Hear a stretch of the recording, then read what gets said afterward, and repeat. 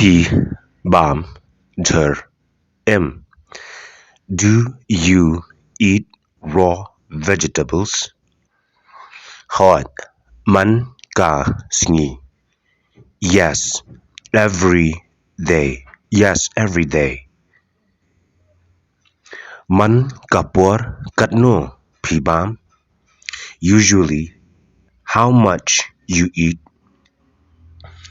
Man ka por nga bam shi pliang. Usually, I eat one plate.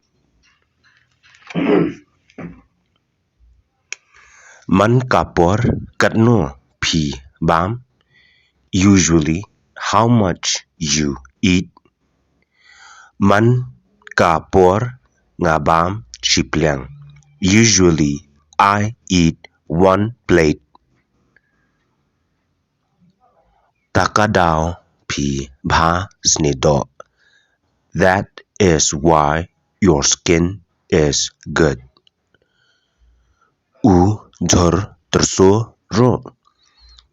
Mustard leaf also. Kano ba bam ka masi. Whatever the cow eats. P dala shisha ban bam. You can really eat then. P ru pide ban prashang. You should try.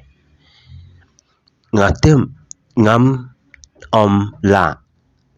I know I cannot do it.